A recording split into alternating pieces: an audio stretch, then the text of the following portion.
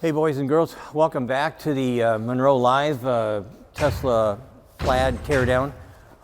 First off, I'd like to again thank Sabek for their generous donation. And today what we're going to be doing is looking at what's going on underneath. So right now what you're looking at is the new HVAC cooling heating system that we've got with the Plaid. People are going to say, well, what's the comparison to the old one? So here's a little picture that we're going to send to you, or it'll be on the video. And if you want to have a good description of the engineering background between all the different bits and pieces, this guy did a really good job. He doesn't get much press, but it's called KmanAUTO. And you can go to that attachment down below, and you can see how the old Model S worked. Today, though, we're going to be looking at something that's a little bit different than, a lot different than that, but only slightly different than the Model Y. So yeah. Corey's got the Model Y laying over here. So what I have here is the core thermal system components from the Model Y.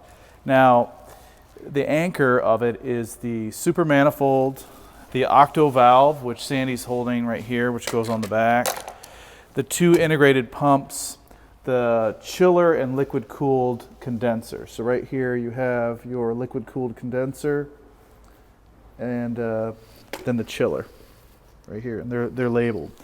Now if you look at the Model S, if you look at the Model S Plaid, you can see these same core components are right here, here, here, and here. Here is your actual heat pump, which is a scroll style high voltage AC compressor essentially. And the big difference is the beam. So the beam on the Model S, because it has a wider span, is right here. It's this extrusion with the integrated air tube for the air suspension. Air suspension didn't exist on the Model Y and Model 3, but this is a unique way to integrate the air bottle into the beam. Now, when we're talking about the thermal system, the Model S Plaid has an additional radiator. So we cover this briefly in another video. You can see that there's two heat exchangers. We call them a radiator. Ultimately, they're ethylene glycol heat exchangers. You have one right here and one right there. There's two additional low voltage pumps, one there and one there. And when we're talking about the thermal system, this being a heat pump, there has been some complaints that in very cold weather, it's not performing at the level expected. And Sandy, you want to kind of go into detail about what the complaints were? Right. So some people have shown me some pictures of what happens when you take the heat pump apart, and quite frankly, I've been told that it's going to be an over-the-air change, something that they're going to do with the software.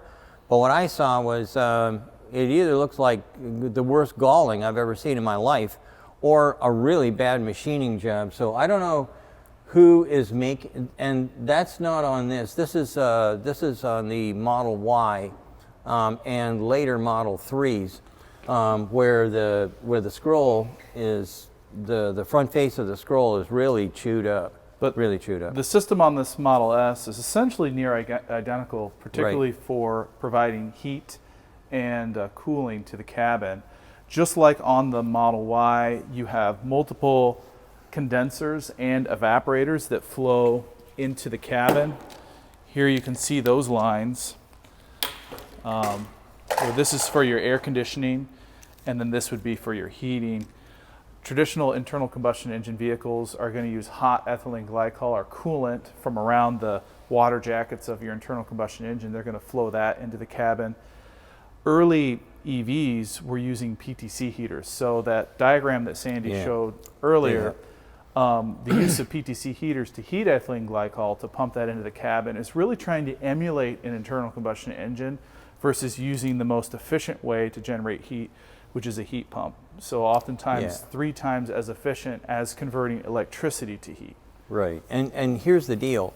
Anybody that's ever gotten into a car up north, especially in the wintertime, and you get in and you crank over the engine and then wait and wait and wait and wait and wait and wait. until heat comes out. It takes a long time because, quite frankly, the engine is firing, and yeah, it's about 2,000 degrees Fahrenheit in and around where the exhaust manifold is, but getting that heat through the glycol is shut off, waiting for the engine to warm up. So by the time the thermostat opens and you get that hot water coming into the cab, it takes a long, long time. My Model S this morning, it was 2 degrees out, or not Model S, Model 3. I got in and closed the door, and the car was already starting to blow warm air. That to me is the right way to go. I'm happier when I'm warm. Yeah. I do not like the cold. Sandy, my experience this morning, it was like 2 or 8 degrees this morning. I let my Yukon run for 5 or 6 minutes out in the driveway. I went and got in. I had to put it at 85 degrees to get the thing to warm up with my small child in the back. I mean, it was freezing. I had blankets, I had a scarf on. So as vehicles start to degrade, my thermostat, that's all I thought. It's like, man, I need to change my thermostat. Yeah, well, you used to have 2 of them, right? You'd have a summertime thermostat and a wintertime thermostat. And the summertime thermostats used to take a long time to close. In the wintertime, they'd pop open relatively quick.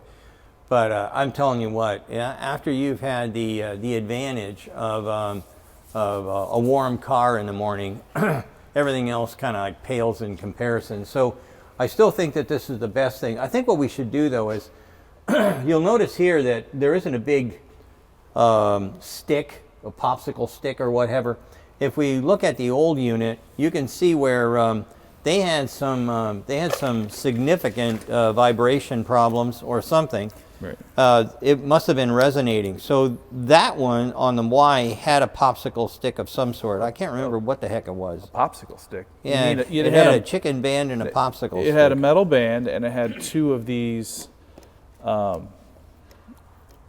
like corner edge pieces. Yeah, well, one of them we saw didn't have the. It had a chunk of wood. No, it wasn't wood. It was fake wood. It was like fake wood cornering trim that you'd buy from Home Depot. Yeah, well, it wasn't whatever. Actually wood. Yeah. But well, here's the deal. This one doesn't have it, which I think is a nice improvement. I'm sure that does the job, but it doesn't look very engineering-ish. So I'm glad to see that this one doesn't have that issue. This Model S that we're looking at does have a fragmented low voltage architecture. One thing we really loved about the 3 and the Y is that they had a central hub for all their low voltage architecture, and that was at the dash. There's a unit here and a unit over there. Not as ideal, but I know we're working with a company called 3IS. They've been on the show with Sandy before. They did a full electrical architecture analysis before this thing got tore down. So we'll have more information on how this system is functioning.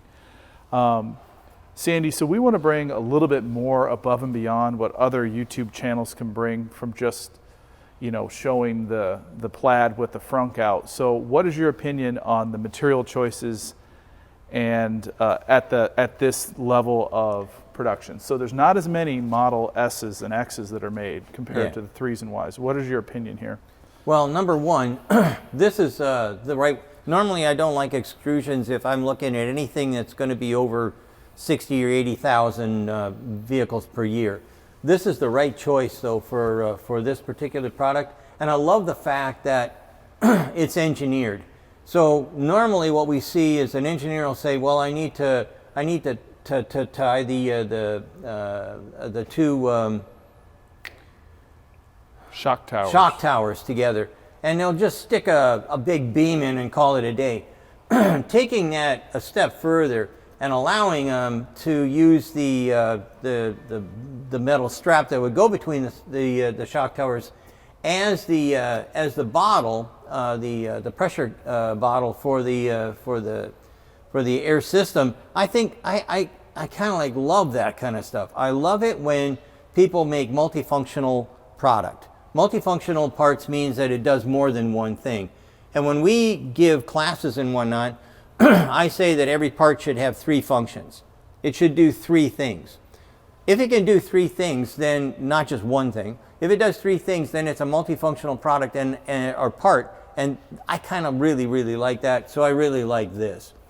The unit itself, because it's a low volume product and whatnot, you have to think about what it is that you're going to do and how you're going to do it.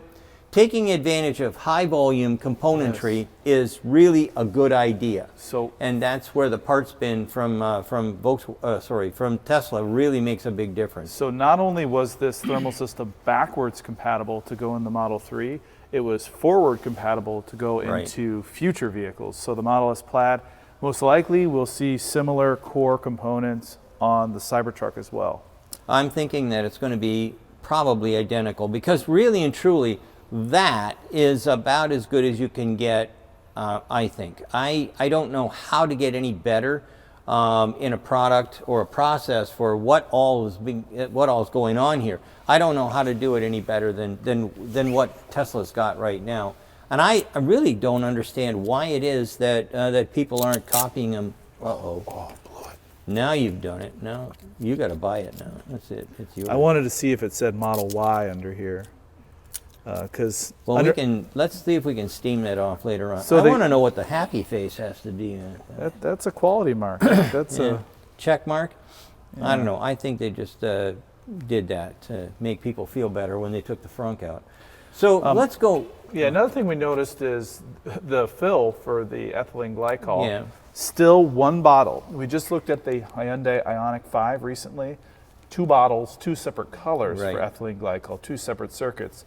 We love the fact that this only has 1 bottle, and they're using the octo valve to essentially create multiple systems, multiple flow paths with one system.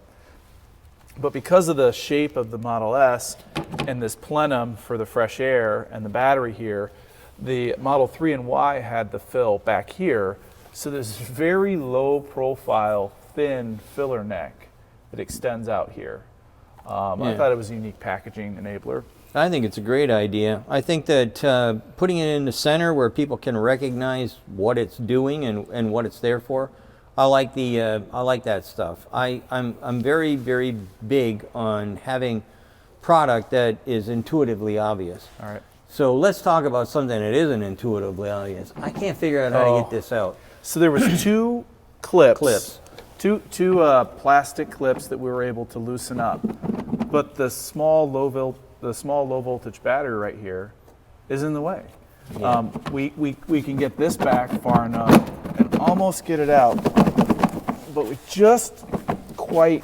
It looks like there's something going underneath there. Maybe it's on the bottom side of the filter cage. I don't know, but you can see the air filter in back, and it's supposed to be easy to access. But I'm thinking that this is going to take like a gorilla, or like Corey said, we'll have to pull the battery out of the way a little bit in order to make that work. But if you look down here on an angle, on a bias, I don't know if you can see it. You can see the white, and that white is the air filter that's sitting back there. It purifies the air before it comes into the cab. And for those people with asthma and things like that, or seasonal allergies, they're a good thing to have and replace periodically.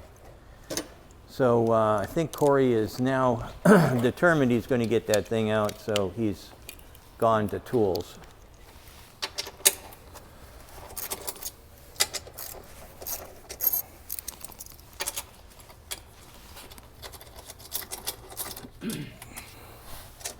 There you go, Sandy. We got a job now.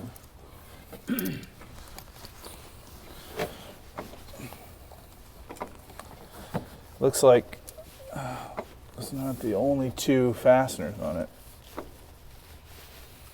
Really? Okay. Maybe they're all glued to the same problem. I mean, there's another fastener in that direction. What? Horizontally? Yeah. No way. Oh, that doesn't make me happy. Why would you need that? Yeah, there is. Man. Ooh.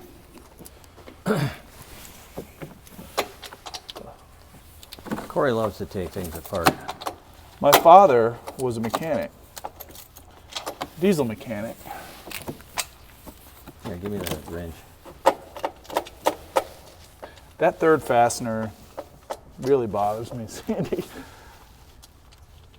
Well, I can't imagine why it would be there. I don't know what At least it's the same. kind of a vibration or whatever could be in the way. Okay, so Hang on. I don't think you're going to get it out. Can you push it down? Yeah, there's a harness that's clipped to it right here, which I'm going to remove. You know.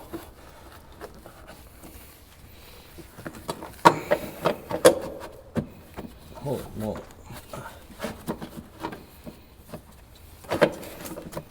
You know what? Okay, now let's try it. There you go. See that? A piece of cake. Well, anyway, this is an exact. Oh, here's what was causing it. We had these hooks. Those hooks are pretty aggressive. We couldn't get it out. So anyhow, we got it out now. Now you can see the filter, and getting that out should be just like pulling it out. And there it is. So now you can see we've driven this now for how long, and what did it pick up? 3,500 miles, 4,000 miles. No, Nothing. Nothing. So this is going to be For good sale, for a long time. $13.99 on MUNRO Live. Yeah. Who needs Yeah, a new right. cabin filter?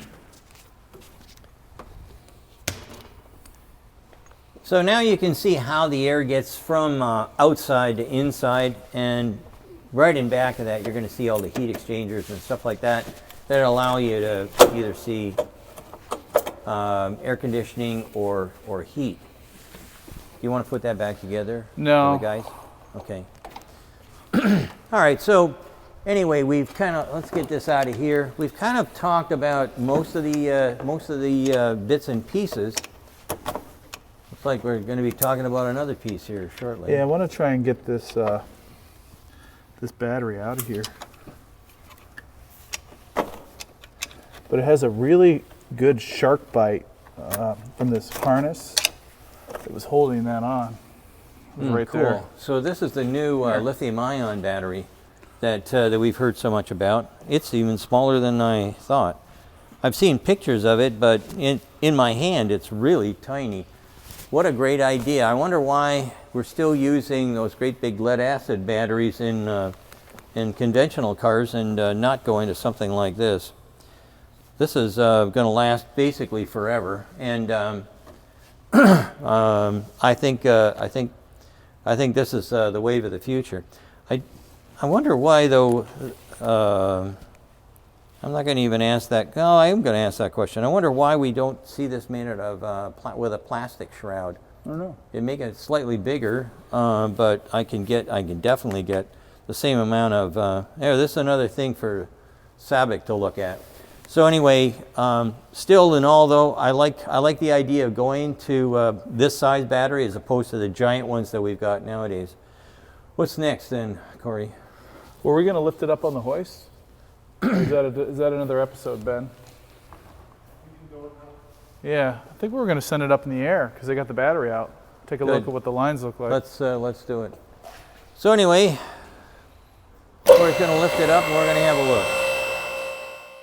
All right, everybody, we're underneath the vehicle now. The battery has been removed. So this is kind of a little bit of teaser for the next episode. Sandy and I got under and we realized there's so much. It can probably be another 20 or 30 minutes. Right. But the battery's out. You can see all the lines dangling down. Here is the high voltage line going from the battery up to the EDM, electric drive module. Here's the high voltage connector going to the heat pump. And here's some low voltage connections. You can see here would be your DC to DC converter is inside the battery. I believe that's new for the Model S. Is that correct, Sandy? Yeah, I believe so. that's Yeah, new. yeah. And then you've also got the coolant lines. Yeah. So we've got both the. This is for the electric motor. These ones here would be going to the cabin and then also going to the battery because obviously the battery's got to be cooled. Yeah. And then this is new. Did you notice I saw that. So it's an NVH cover on, this would be where the inverter is. Yeah. So I notice it's going all the way up. I wonder what it's for. NVH, NVH, yeah, for noise, vibration, and harshness.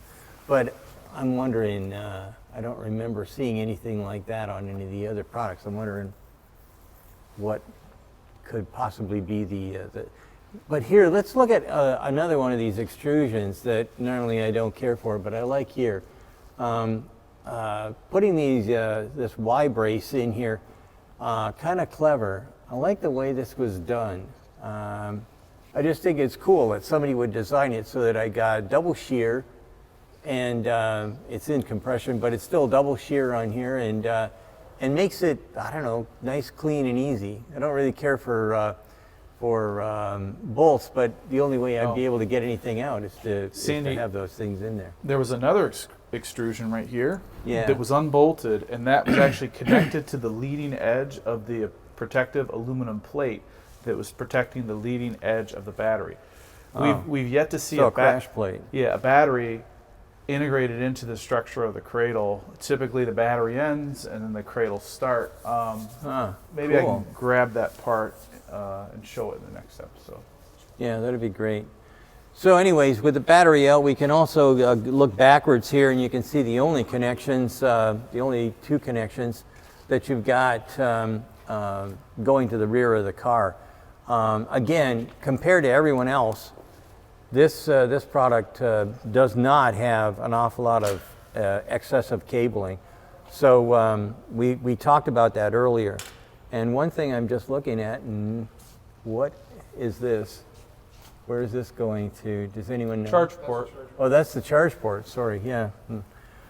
So I'm not paying attention. Now, some of the previous Model S's, they at one point envisioned having the battery being swapped very quickly, and they used to have the connections were deckable. Like you could deck it, and they would connect the high voltage connection and the thermal hoses. That's not the case now. So this is a huge departure from what we've seen in some of the earlier Model S architectures. Yeah, watch your head. And the other thing that I like about this is that I never really got into the, hey, let's swap the batteries.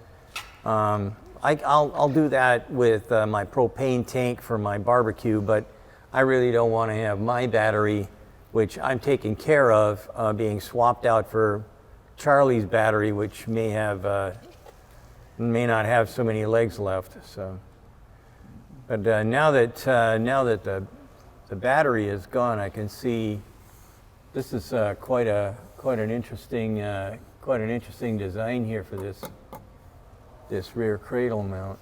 Mm-hmm. So anyway, we wanted to just give you a quick update. We're going to be trying to get everything going so that you can actually see what's going on inside. Yeah. We're going to drop the front and rear cradle. That should expose all these systems. So we're going to go over this in detail.